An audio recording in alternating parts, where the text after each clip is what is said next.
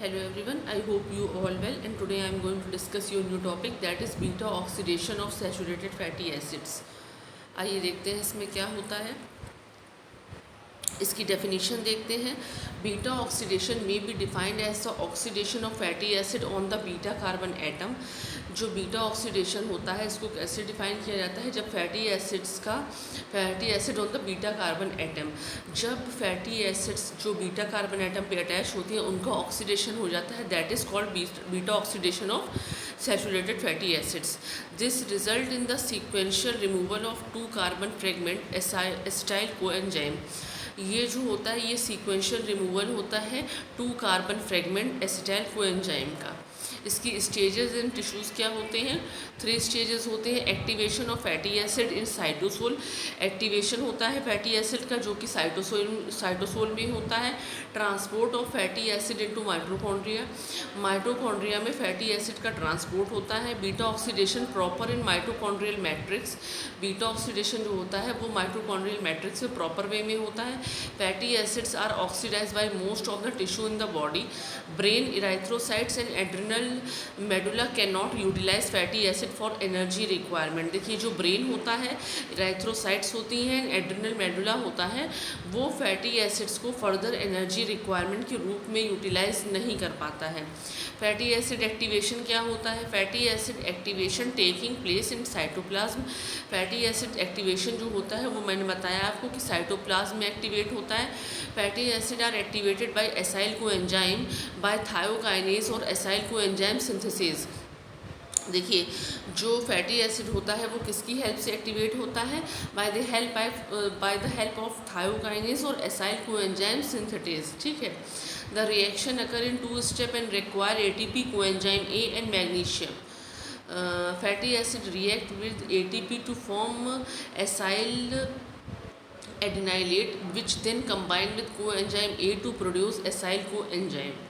Two high energy phosphate are utilized since ATP is converted to pyrophosphate. देखिए 2 high energy phosphate are utilize, 2 जो high energy के जो phosphate group होते हैं वो यूटिलाइज होते हैं since ATP is converted to pyrophosphate. जब एटीपी जो होता है वो पायरोफॉस्फेट में कन्वर्ट होता है। The enzyme inorganic pyrophosphate hydrolase PPI to phosphate.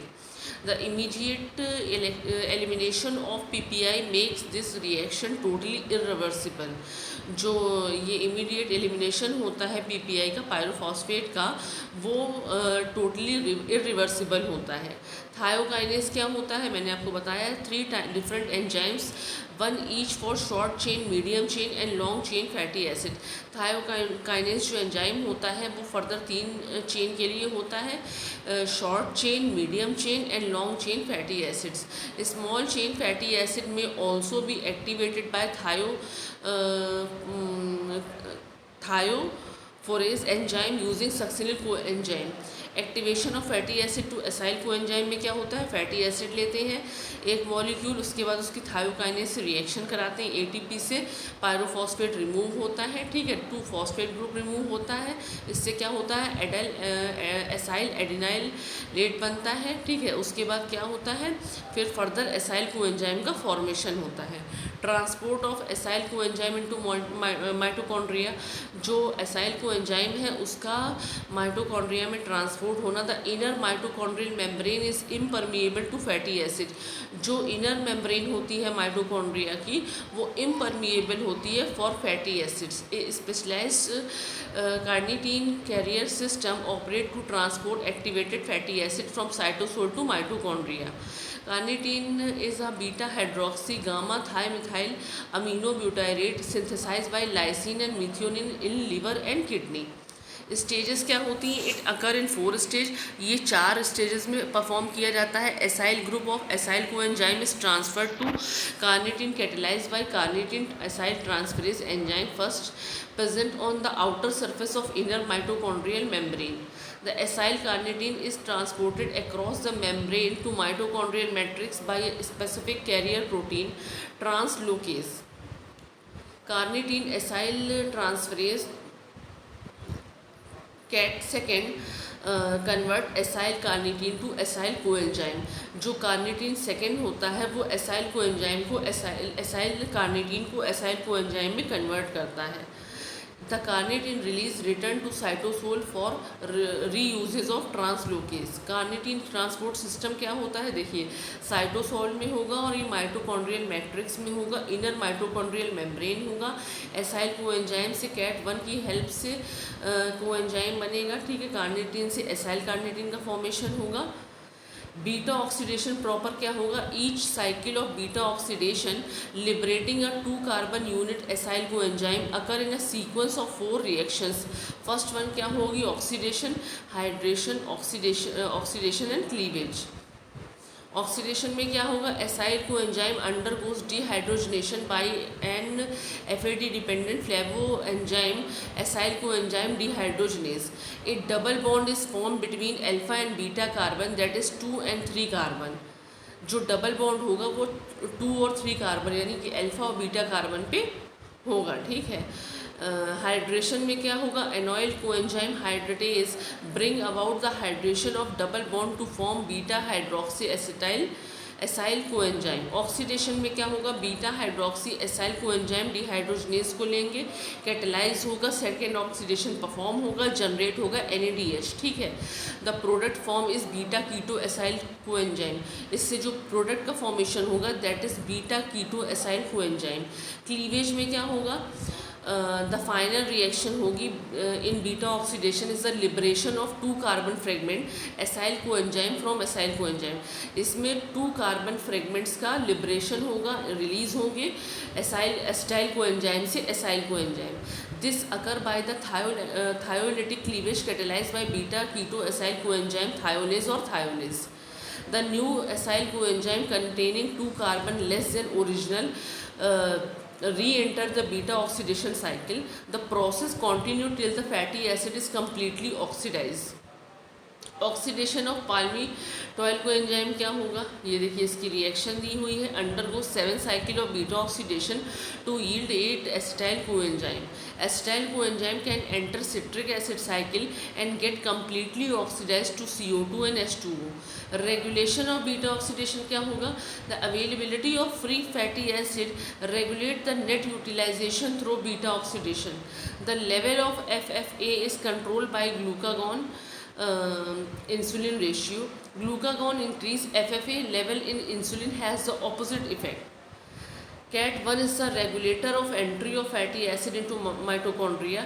CAT1 जो होता है वो क्या होता है, रेगुलेटर की तरह वर्क करता है in the entry of mitochondria of fatty acid. Melanin coenzyme inhibit CAT1 activity. Melanin coenzyme जो होता है वो CAT1 की एक्टिविटी को इनिबिट कर देता है। Thus during de novo synthesis of fatty acid the beta oxidation is inhibited. Sudden infant death syndrome क्या होता है, unexpected death of healthy infant usually overnight due to deficiency of medium chain acyl coenzyme dehydrogenase. Glucose is the principal source of energy soon after eating or feeding babies, ठीक है।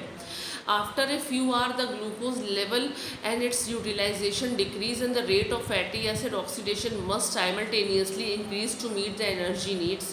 The sudden death in infant is due to a blockage in beta oxidation caused by a deficiency in medium chain acyl coenzyme dehydrogenase. Jamaican vomiting sickness क्या होता है, characterise by severe hypoglycaemia, vomiting, convulsions, coma and death.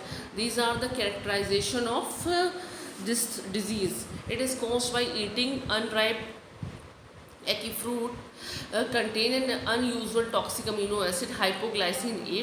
This inhibit the enzyme acyl coenzyme dehydrogenase and beta oxidation of fatty acid is blocked, leading to various complications. Abnormalities in transport of fatty acid into mitochondria and defect in oxidation leads to deficiency or deficient energy production by oxidation of long chain fatty acid. Features क्या होते हैं, hypoglycaemia, hyperammonaemia, weakness and liver disease. Acyl carnitine accumulate when the transferase and transglocase is deficient. Dietary supplementation of carnitine improve the condition. Oxidation of odd chain fatty acids में क्या होगा, oxidation of odd chain fatty acid is similar to that of even chain fatty acid. At the end, 3 carbon unit propionyl coenzyme is produced. Propionyl coenzyme is converted to succinyl coenzyme. Succinyl coenzyme is an intermediate in TCA cycle. I already told you. Propionyl coenzyme is gluconeogenic होता है, ठीक है। Conversion of propionyl coenzyme to succinyl coenzyme कैसे होगा ये? D methyl malonyl coenzyme by biotin dependent carboxylase की help से। Biotin as ATP is utilise in this step. Biotin और एटीपी एडेनोसिन ट्राइफॉस्फेट जो होता है वो इस स्टेप में यूटिलाइज होता है। मिथाइल मेलोनिल कोएंजाइम रेसिमेज, ठीक है, racemase act upon D methyl malonyl coenzyme to give L methyl malonyl coenzyme. This reaction is essential for the entry of this compound into metabolic reaction of body. Methyl coenzyme mutase catalyze the conversion of N-methyl malonyl coenzyme to a succinyl coenzyme. Mutase is an vitamin B12 dependent enzyme. Succinyl coenzyme enter the TCA cycle and converted into oxaloacetate. It is used for gluconeogenesis. Propionyl coenzyme is also derived from metabolism of valine and isoleucine. Inborn error of propionate metabolism में क्या होगा? Propionyl coenzyme carboxylase deficiency characterise by propionic acidaemia, ठीक है, acidaemia, keto acidosis and development of abnormalities. Methyl malonic aciduria, two types of methyl malonic acidaemias में क्या होता है? Due to deficiency of B12 deficiency हो जाती है विटामिन B12 की, due to defect in enzyme methyl malonic coenzyme mutase और racemase. Accumulation of methyl malonic acid in body. Methyl malonic acid is excreted into urine. Symptoms क्या होते हैं? Severe metabolic acidosis हो जाता है, damage the central nervous system, growth retardation, fetal in early year of life. Treatment क्या होता है? Some patient respond to treatment with pharmacological dose of vitamin B12। Alpha oxidation क्या होता है? Oxidation of fatty acid on alpha carbon atom is known as alpha oxidation. जब alpha carbon atom पे oxidation start हो जाता है fatty acid का, that is called alpha oxidation of fatty acid. In this removal of 1 carbon unit from carboxyl end energy is not produce, इसमें energy produce नहीं होती है। No need of fatty acid activation in coenzyme A. Hydroxylation occur at alpha carbon atom. It is then oxidized to alpha keto acid. This keto acid undergo carboxylation, yielding a molecule of CO2 and Fa with 1 carbon atom less. Occur in endoplasmic reticulum. Some Fa undergoes alpha oxidation in peroxisomes. Alpha carbon atom alpha oxidation is mainly used for fatty acid that have methyl group at the beta carbon, which block beta oxidation. Major dietary methylated fatty acid is phytanic acid. It is derived from phytol present in chlorophyll, milk and animal fat. Refsum's disease में क्या होता है? Due to deficiency of enzyme alpha hydroxylase, alpha oxidation does not occur, इसमें alpha oxidation नहीं होता है। Phytanic acid does not converted into compound that can be degraded by beta oxidation. Phytanic acid accumulate in tissues. Symptoms में क्या होता है? Severe neurological symptoms इसमें show होते हैं। पॉलीन्यूरियोपैथी इसमें होती है, ठीक है, and rhinitis pigmentosa, nerve deafness and cerebral ataxia, ठीक है, these are the symptoms. And restricted dietary intake of phytanic acid. Omega oxidation में क्या होता है? माइनर पाथवे होता है, takes place in microsomes, catalysed by hydroxylase enzyme involving NADPH and cytochrome P450. Methyl group is hydroxylated to CH2OH and subsequently oxidized with the help of NAD to COH group to produce dicarboxylic acid carboxylic group में, ठीक है। When beta oxidation is defective and decarboxylic acid are excreted into urine causing decarboxylic acid aciduria. These are the beta oxidation of saturated fatty acids. Okay, thank you.